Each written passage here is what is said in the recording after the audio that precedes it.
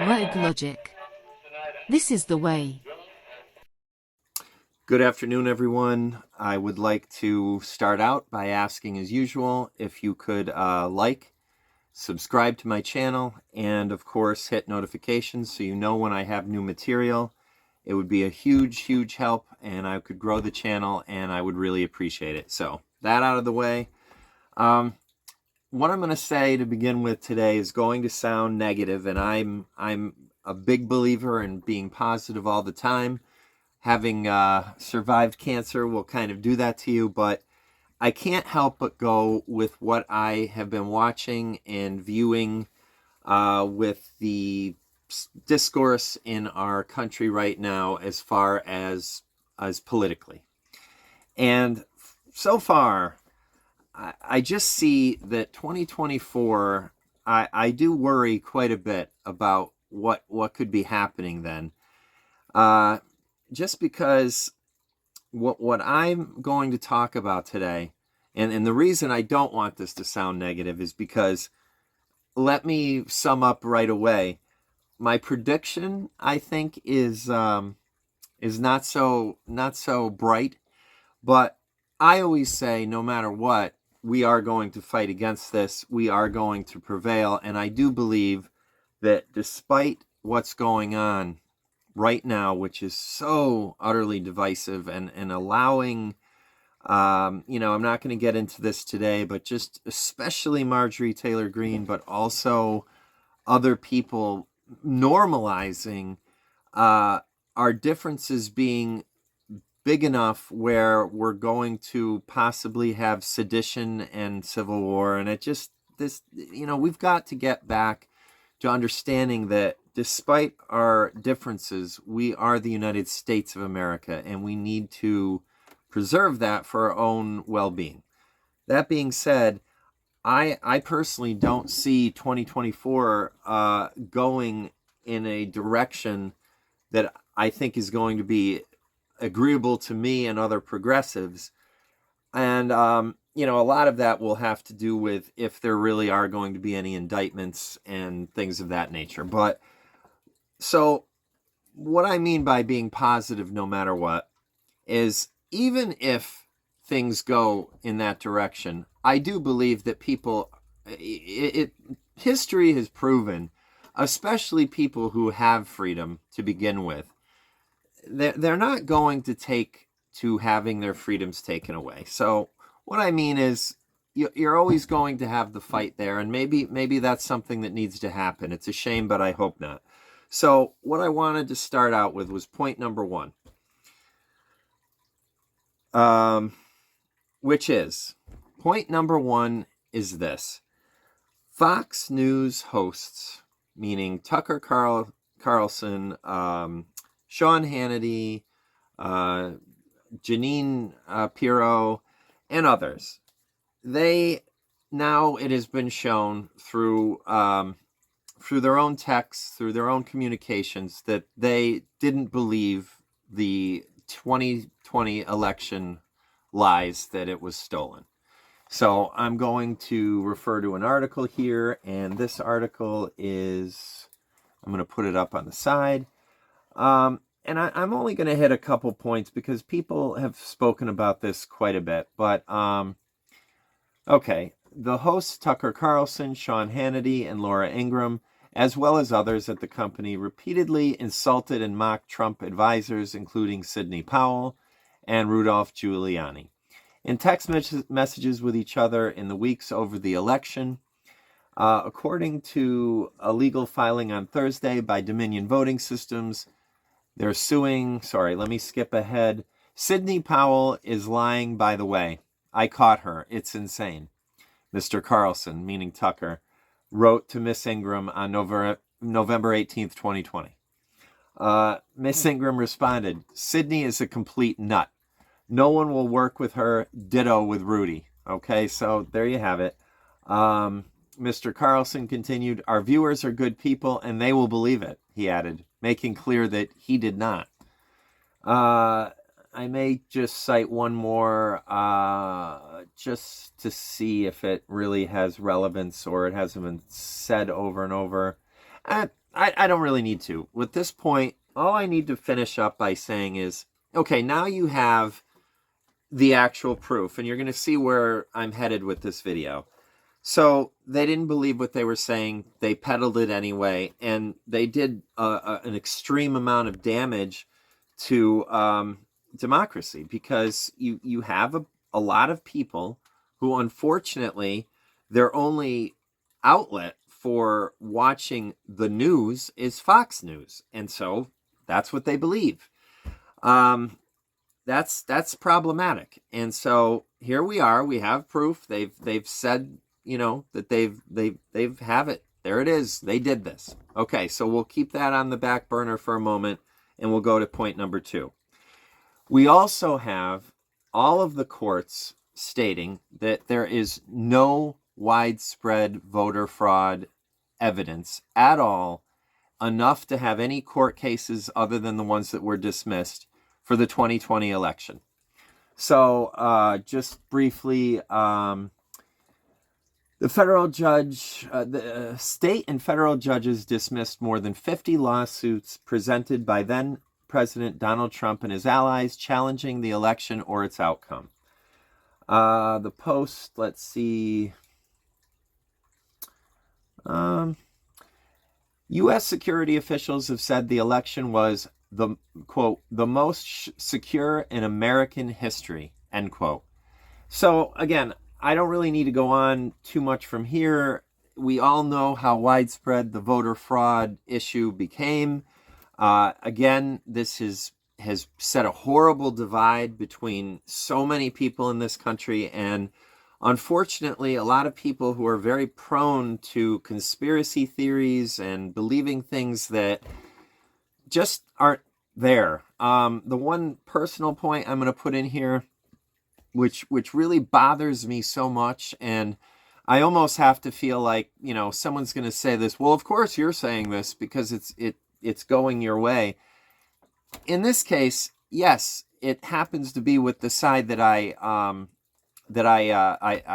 agree with, but just ask yourself. I mean, if you have people who there were the midterm elections, and then everywhere that Republicans won, they have no problem with the voting. Isn't that a bit strange? Yeah, it does seem like kind of coincidental. But then in the elections where they did lose, we have Carrie Lake and her utter lunacy. She's a nutter. Yes, a nut job to say the least. But, just add up what's going on. I mean, it's just, there has to be some kind of common sense there where, okay, why would it only be these, I'm going to leave that alone. So that was one little personal point there. So that's number 2. So now we have number 1, they were caught saying that they didn't believe these things, but peddled it anyway. Number 2, all of the cases dismissed. There's just no evidence of widespread voter fraud.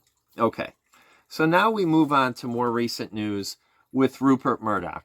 Now, under oath, he did not want to commit perjury because he's going to save his own skin no matter what. We all know that. And he basically said that he allowed them to continue pushing a false narrative. And I'm going to refer to one more article up here, which I will put up here. And, okay.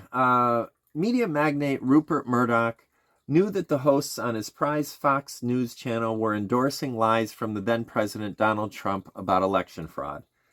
And he did nothing to intervene or stop it. So, again, let me see, if you want direct quotes, asked whether he could have told Fox News' chief executive and its stars to stop giving airtime to Rudy Giuliani, a key Trump campaign attorney peddling election lies. Murdoch assented, quote, "I could have, but I didn't," end quote. So here you go again. Now, there's no question as far as factually. You have all of these things together here that show us that this is what happened, and this is what has created a horrible divide, and really has allowed people like Carrie Lake to, oh, that seemed to work, so I'm going to do it too. And these people, they keep getting some platform to peddle this nonsense. So what I wanted to say about this, and this is where I think that the real damage has been done to our country, is the facts don't matter to a ever-growing amount of people.